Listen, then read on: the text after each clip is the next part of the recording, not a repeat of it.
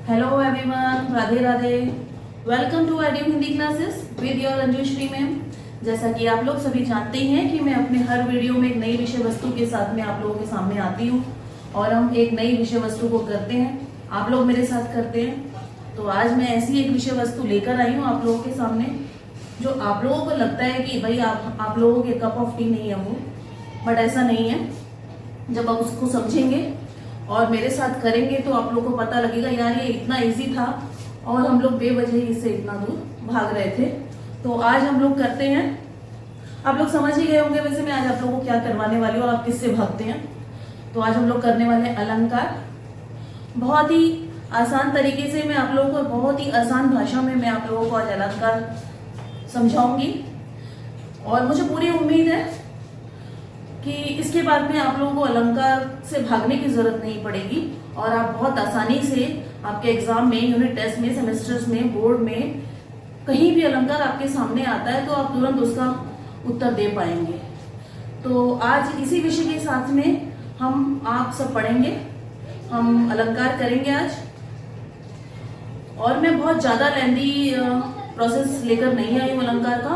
जो मेन विषय है अलंकार का, जो आप लोगों के एग्जाम के पर्सपेक्टिव से और बोर्ड के पर्सपेक्टिव से इम्पॉर्टेंट है, मैं आज वही अलंकार लेके आई हूँ। इसके नेक्स्ट एपिसोड में मैं और भी अलंकार लेकर आऊंगी और उसके साथ में हम कुछ प्रश्नोत्तरी भी हल करेंगे उससे रिलेटेड। लेकिन आज मैं कुछ जरूरी और इम्पोर्टेंट अलंकार लेके आई हूँ। वैसे मैं आप लोगों को बता देती हूँ अलंकार 70 से 72 प्रकार के होते हैं, लेकिन हमारे एग्जाम के पर्सपेक्टिव से 30 से 32 अलंकार काफी होते हैं। तो आज मैं आप लोगों को सिर्फ अलंकार के भेद और उससे रिलेटेड कुछ 2-3 अलंकार और बताऊंगी जो अभी मैं आपको, हम लोग करेंगे साथ में। तो प्लीज शुरू करने से पहले चैनल को लाइक, सब्सक्राइब और शेयर करना ना भूलें, बेल आइकन प्रेस कर दें। तो शुरू करते हैं अलंकार। अलंकार के प्रकार, उनके भेद, परिभाषा सहित। अलंकार की परिभाषा लेते हैं। अलंकार शब्द संस्कृत के आलम प्लस कार से बना है। अलम प्लस कार मतलब अलम मध्ये शोभा देना और कार मतलब सजाने वाला, जो उसकी शोभा पाता है, आभूषण, जिसका अर्थ होता है सज्जा या शोभा देने वाला। आभूषण शरीर की शोभा बढ़ाते हैं, वैसे ही अलंकार काव्य की शोभा बढ़ाते हैं। तो हम अपनी निजी जिंदगी में भी, अपने आसपास की जिंदगी में भी, हम अपने वातावरण में भी देखते हैं कि प्रकृति किस तरीके से पेड़ पौधों से, नदी नालों से, झरनों से, पोखरों से, पहाड़ों से किस तरीके से सजी हुई है। तो वो भी एक प्रकृति का अलंकार है। एक स्त्री अपने को सजाने के लिए गहने पहनती है। आप लोगों ने देखा होगा अपने घर में मम्मी को, बहन को, किसी की भाभी होगी, किसी की दीदी होगी, हर रिश्ते में आपने एक स्त्री को गहनों से सुसज्जित देखा होगा। कम से कम में अगर किसी को कान में पहने, गले में चेन, नाक में बाली, इतना तो देखा ही होगा, पैर में पायल। तो ये वो किस लिए करती है? खुद को सुंदर दिखाने के लिए, सजने के लिए। इसी तरीके से अलंकार जो होता है काव्यों की शोभा बढ़ाते हैं। काव्य यानी कविताएं, दोहे, छंद, ठीक है। तो इनकी शोभा बढ़ाने के लिए हम अलंकार का प्रयोग करते हैं और इसी से ही इस अलंकार से ही काव्य शोभा पाता है। जैसे कि आप अभी आगे समझेंगे कि अलंकार के बिना तो काव्य बिल्कुल अधूरा है, ठीक है। वैसे ही अलंकार काव्य की शोभा बढ़ाते हैं। आसान भाषा में कहें, जैसे सरल शब्दों में कहें, जब काव्य में किसी विशेष शब्द प्रयोग, भाव, चित्रण या वर्णन से सौंदर्य उत्पन्न होता है उसे अलंकार कहते हैं। अब जब काव्य में किसी विशेष शब्द प्रयोग, भाव, चित्रण या वर्णन से सौंदर्य उत्पन्न होता है, मतलब वो काव्य में उत्पन्न होता है। इसी तरीके से किसी स्त्री में कान के, नाक के, पायल, बिछुआ के पहनने से सौंदर्य उत्पन्न होता है। प्रकृति में पेड़ पौधे, नदी नाले, हवा, वायु, पोखर, झरने के होने से सुंदरता बढ़ती है। इसी तरीके से काव्य में शब्द प्रयोग, भाव, चित्रण या वर्णन से सौंदर्य उत्पन्न होता है। क्लियर? परिभाषा लेते हैं। काव्य शोभाजनक शब्दार्थों। काव्य में शोभा पाने वाले शब्द और अर्थ को अलंकार कहते हैं। काव्य में शोभा उत्पन्न करने वाले शब्द और अर्थ को अलंकार कहते हैं। क्लियर? आ रहा है आप लोग को समझ में? किसी भी चीज की सुंदरता को बढ़ाने के लिए जब हम उसमें उन गहनों का, उन चीजों का, उन वस्तुओं का, उसकी शोभा को बढ़ाने के लिए जो एसेसरीज जो हम यूज़ करते हैं, जो भी प्राकृतिक साधन, अप्राकृतिक साधन हम यूज़ करते हैं, तो उसे अलंकार कहते हैं। हम अपनी भाषा को भी सही करने के लिए जब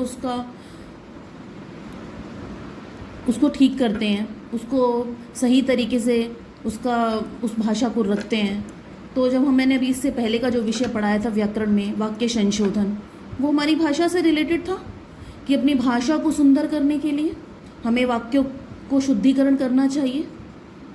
तो इसी तरीके से काव्यों की शोभा बढ़ाने के लिए जो अलंकार हम पढ़ते हैं, जो अलंकार है, वो काव्यों की शोभा बढ़ाते हैं, उसी से काव्य बनते हैं। अदरवाइज वो एकदम सादे सरल से, एकदम साधारण से लगेंगे, बिल्कुल वो बनेंगे ही नहीं। अब हम आप तुम कपड़े पहनते हैं, उसके ऊपर आभूषण करते हैं, ज़्यादा हम परफ्यूम वगैरह भी लगा लेते हैं, बहुत कुछ कर लेते हैं, तभी तो अपनी शोभा बढ़ाने के लिए करते हैं ना। घर की शोभा कैसे बढ़ाते हैं? घर में पर्दे हैं, कुर्सियां हैं, टेबलें हैं, सोफ़ा है, ये सब रखते हैं, तभी घर की शोभा बढ़ती है। तो काव्य की शोभा अलंकार से बढ़ती है। क्लियर? आप लोगों को समझ आ गया होगा मैंने क्या कहना चाहती हूँ अलंकार के विषय में। अलंकार वो हैं जो किसी की काव्यों की शोभा बढ़ा देते हैं। अलंकार के भेद लेते हैं। मुख्य रूप से अलंकार के दो भेद होते हैं। शब्दालंकार अर्थात शब्द की सुंदरता पर आधारित, मतलब शब्दालंकार वो होते हैं जिसमें शब्द के द्वारा सुंदरता बढ़ती है काव्य में। क्लियर? अर्थालंकार भाव या अर्थ की सुंदरता पर आधारित होता है। ऐसा काव्य जिसमें भाव होता है, उसका अर्थ जो होता है उस पर आधारित उसकी सुंदरता होती है। अभी हम जब पढ़ेंगे तो आप लोग को और ज़्यादा कॉन्सेप्ट क्लियर हो जाएगा। शब्दालंकार, जब किसी काव्य में शब्दों की रचना से सौंदर्य उत्पन्न होता है, जैसे ध्वनि से, मतलब आवाज से, अनुप्रास या अनु मने बार बार, प्रास मने आवृत्ति, ठीक है, किसी शब्द की आवृत्ति का बार बार होना, और छंद इत्यादि से, तब वह शब्दालंकार होता है। मतलब किसी वाक्य में एक कोई शब्द है जो बार बार आ रहा है और उस शब्द की वजह से उस दोहे की, उस छंद की सुंदरता बढ़ रही है और उसका भाव प्रकट हो रहा है और उसका मूल भाव भी वही शब्द ही है, तो उसे कहते हैं शब्दालंकार। क्लियर? नेक्स्ट लेते हैं। जैसे उदाहरण लेते हैं हम लोग। पहले मैंने अभी आपको समझाया कि एक दोहे में, एक छंद में अगर एक शब्द बार बार आता है और अपनी उपस्थिति को बार बार दर्ज कराता है तो वो जो शब्द है वो शब्दालंकार के अंतर्गत आता है, और वो जो दोहा, छंद जो वो है वो शब्दालंकार की श्रेणी में आता है। ठीक है? जैसे हम लेंगे रहीमन पानी बिन पानी सब सुन, पानी गए न उबरे मोती मानुस चुन। अब इसमें क्या बोल रहे हैं रहीम जी क्या बोल रहे हैं? रहीमन पानी बिन पानी सब सुन, पानी के बिना सब सुने, पानी गए न उबरे मोती मानुस चुन। मतलब ये पानी अगर चला जाए किसी के जीवन से, तो जैसे मोती, मोती के अंदर से सुंदरता चली जाएगी। मानुष, मानुष के अंदर से सम्मान चला जाएगा। इंसान का सम्मान क्या होता है? पानी होता है उसका पानी उतर जाता है, कहते हैं ना इसका तो पानी उतर गया है, तो क्या होता है? उसका मान सम्मान उतर गया है, इसके अंदर तो कुछ बचा ही नहीं है। तो इंसान का मान सम्मान क्या होता है? उसका गहना होता है। इसको बचा के रखने के लिए तो पूरी जिंदगी भर वो लड़ता रहता है कि मान सम्मान बना रहे, इज्जत बनी रहे, औधा बन जाए, हमारा एक नाम हो जाए, हैसियत हो जाए। क्या होता है? वो सब सम्मान ही तो होता है, इसे पाने के लिए वो लड़ता रहता है। और यही ना रहे तो मानुष किस काम का? चून, चून क्या होता है? आटा। अब आटे में अगर हम पानी डालेंगे नहीं तो आटा क्या सूखा कोई फाँक सकता है? खा सकता है? उसका क्या प्रयोग है? उसका क्या इस्तेमाल है? क्या यूज़ है उसका? कुछ यूज़ नहीं है उसका। तो जब तक हम आटे को पानी से नहीं सानेंगे, उसको नहीं गूंदेंगे, आटे का कोई महत्व ही नहीं रह जाता है। ठीक है, अभी समझ में आ रहा है? तो यहाँ पे ये पानी, फिर यहाँ पानी, फिर यहाँ पानी और फिर यहाँ पानी, ये 4 बार यहाँ पे पानी रिपीट हुआ है। ठीक है, तो ये किसकी श्रेणी में आ गया?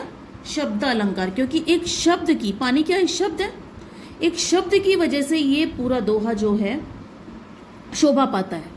ठीक है, इसने इसको सजा दिया है पूरे दोहे को। क्लियर?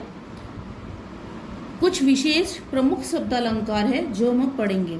शब्दालंकार के भेद होते हैं। ठीक है, शब्दालंकार के 3 भेद होते हैं, यमक, अनुप्रास और श्लेष। और भी होते हैं, लेकिन बोर्ड एग्जाम, सेमेस्टर्स और यूनिट टेस्ट की दृष्टि से देखा जाए तो यमक, अनुप्रास और श्लेष बहुत महत्वपूर्ण होते हैं। तो पहले मैं यही लेकर आई हूँ, इसके बाद की जो मैं वीडियो लेकर आऊँगी उसमें आपको और भी अलंकार समझाऊंगी। ठीक है, तो आज मैं शब्द अलंकार के 3 भेद बता रही हूँ आपको, यमक, अनुप्रास और श्लेष। ठीक है, तो यमक करते हैं जिसमें एक ही शब्द बार बार आए, मतलब आए मतलब आवृत्ति, आवृत्ति का मतलब होता है आना। मैंने कई बार आप लोगों के सामने बोला होगा, उस शब्द की आवृत्ति बार बार होती है। जैसे मैंने अभी ऊपर भी बोला, पानी पानी सब सुना, पानी पानी की आवृत्ति बार बार हुई है। इसी तरीके से यहाँ पे जब बार बार कोई शब्द आए, जैसे काली घटा का घमंड घटा। ठीक है, काली घटा का घमंड घटा। ठीक है, यहाँ पे घटा 2 बार आया है। ठीक है, पर दोनों घटा का अर्थ अलग है। एक घटा का अर्थ क्या हो गया? बादल, काली घटा, काले बादल का घमंड घटा, दूसरे का क्या है? कम। तो वहाँ पे कौन सा अलंकार हो जाता है? यमक। जहाँ एक ही शब्द 2 बार आए और उन दोनों शब्दों का अर्थ अलग हो, उसे यमक अलंकार कहते हैं। ठीक है, नेक्स्ट लेते हैं अनुप्रास।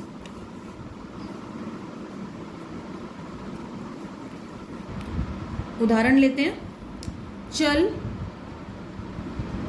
चित, चंपक, चंचल, चिता। अब इसमें चल, चित, चंपक, चंचल, चिता, च च च च च की आवृत्ति बार बार हो रही है। च की आवृत्ति आप लोगों के सामने यहाँ पे बार बार रखी जा रही है।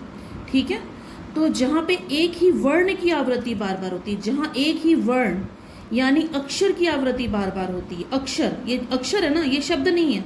हमने यमक में क्या पढ़ा था? एक शब्द की आवृत्ति बार बार होती है और उसका अर्थ अलग भिन्न होता है, उसे यमक अलंकार कहते हैं। इससे संबंधित कुछ उदाहरण मैं आप लोग के लिए नेक्स्ट वीडियो में लेकर आऊँगी, जहाँ हम लोग यही प्रश्नोत्तरी सॉल्व करेंगे। ठीक है, पहले हमें कॉन्सेप्ट को समझना जरूरी है। और अनुप्रास में क्या है? वर्ण की आवृत्ति बार बार होती है, जैसे चल, चित, चंपक, चंचल, चिता। यहाँ च की आवृत्ति बार बार हो रही है, तो इसे अनुप्रास अलंकार कहते हैं। अनुप्रास, यमक, श्लेष, ये अलंकार बहुत ही इंपॉर्टेंट है। तो इस कॉन्सेप्ट को आप लोग जितना ज़्यादा अच्छे से समझ लेंगे अभी इसी वक्त इसी वीडियो में, तो आपके लिए बहुत ही इजी हो जाएगा अलंकार को सॉल्व करना, समझना। श्लेष शब्दालंकार का तीसरा भेद है श्लेष अलंकार। 2 हमने पढ़ी लिए, यमक और अनुप्रास।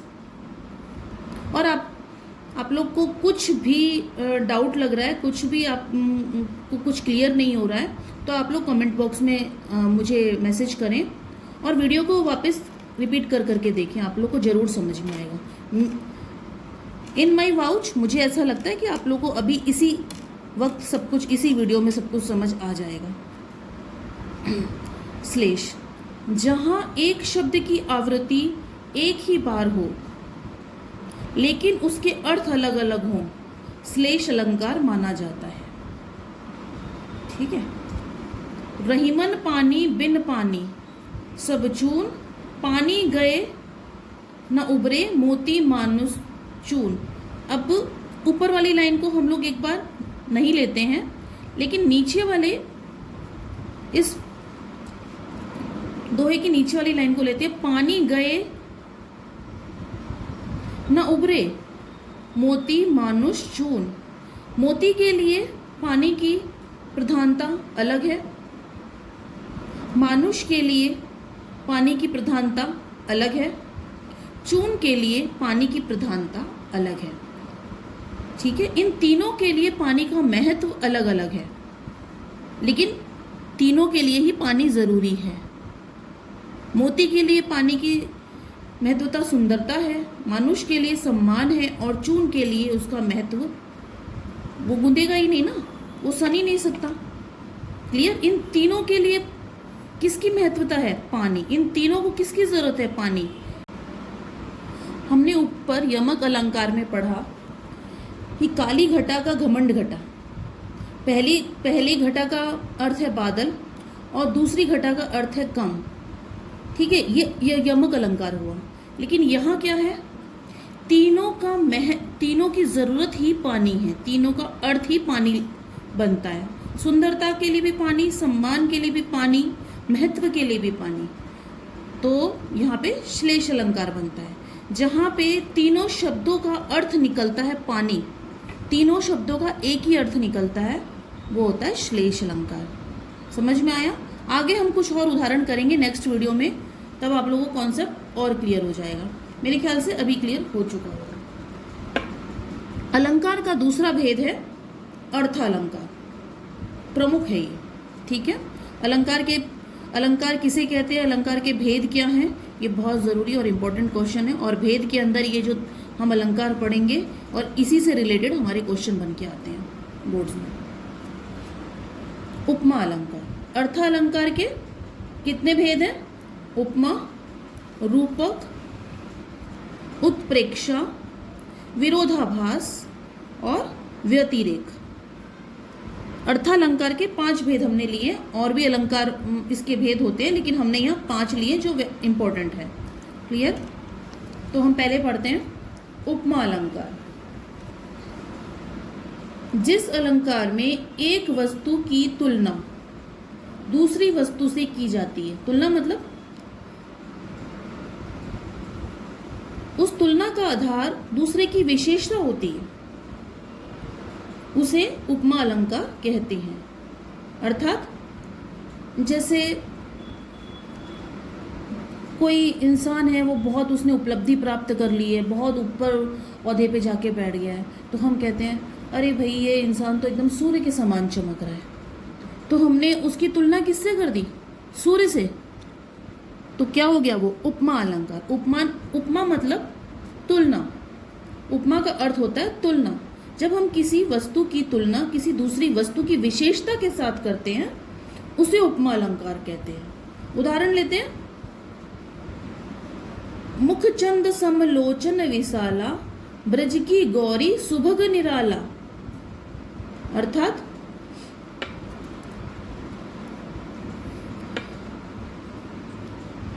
उसका जो ब्रज की जो गौरी है, उसका जो मुख है वो चंद्र के समान है। तो यहाँ पे तुलना की गई, उस गौरी की, उस राधा की जो तुलना है वो चांद से की गई, चांद की विशेषता के साथ की गई कि चांद जो है इतना चमकता है, उससे उसकी तुलना की गई। तो तुलना करना जहाँ पे आ जाता है, वहाँ अर्थालंकार का भेद उपमा आ जाता है। ठीक है, उपमा अलंकार। ठीक है, नेक्स्ट लेते हैं रूपक अलंकार। जब उपमेय और अपमान में भेद नहीं किया जाता। उपमेय क्या होता है? जिसकी, उपमान जिससे, ठीक है। उपमेय का अर्थ होता है जिसकी और उपमान का अर्थ होता है जिससे। जिसका किसी जिससे भेद नहीं किया जाता वहां रूपक अलंकार होता है। अभी हम उदाहरण लेंगे।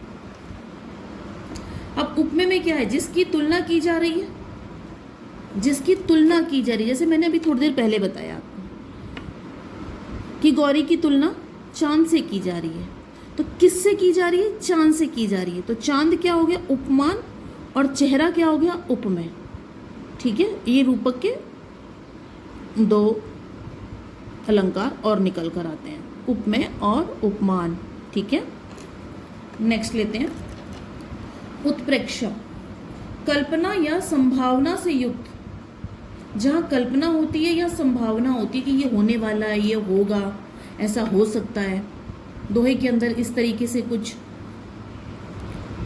वर्ण लिखित हो, तो वहाँ पे उत्प्रेक्षा अलंकार होता है। जैसे मानो बादल स्वर्ग से उतर आए हों।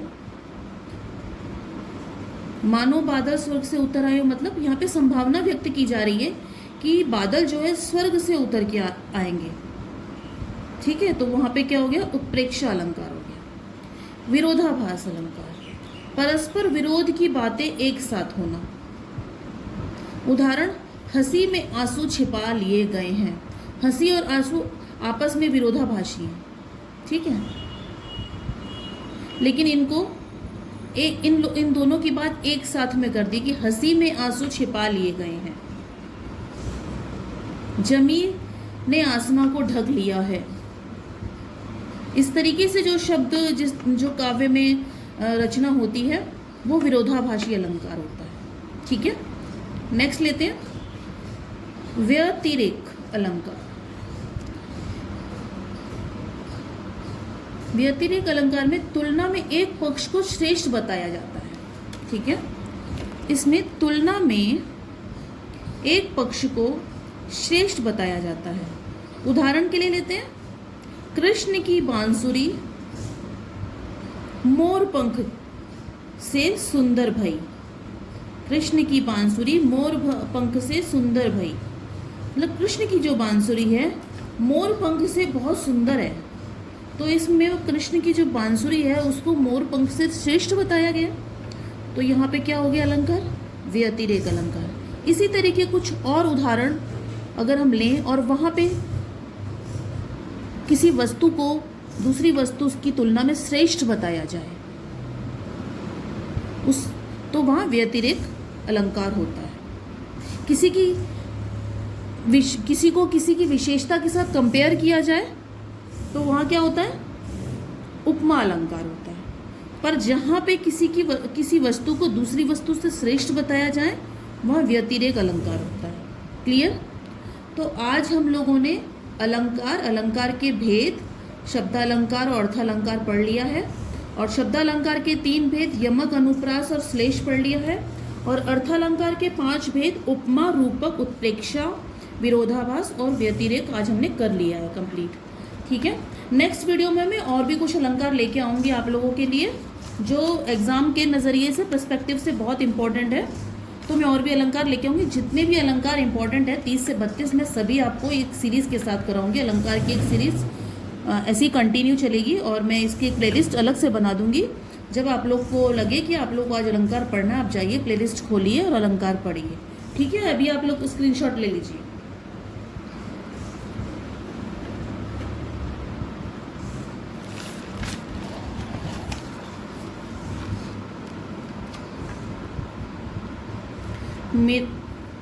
मेरे ख्याल से आप लोगों को अलंकार बहुत अच्छे से समझ में आ गए होंगे और बहुत आसान भाषा में, सरल भाषा में मैंने आप लोगों को समझाया। बहुत अच्छे और महत्वपूर्ण एग्जाम्पल के साथ में मैंने आपको समझाया, रियल एग्जाम्पल के साथ में समझाया।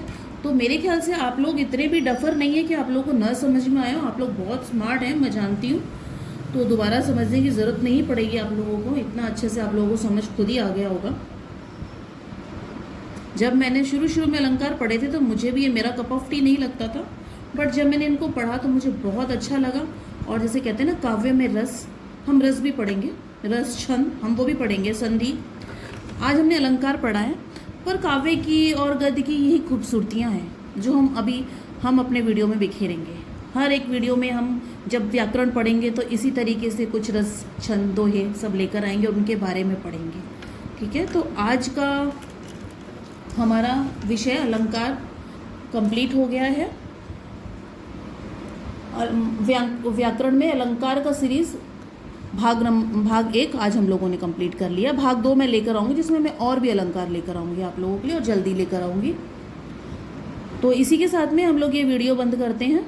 और प्लीज़ चैनल को लाइक, सब्सक्राइब और शेयर करना ना भूलें, अपनी जिम्मेदारी निभाएं और बेल आइकन को प्लीज़ ज़रूर से प्रेस करें और ज़्यादा से ज़्यादा लोगों को जोड़िए और जुड़िए भी आप लोग, और ज़्यादा से ज़्यादा चैनल को और ख़ुद को आगे बढ़ाइए, प्रोग्रेस करिए, इम्प्रूव करिए।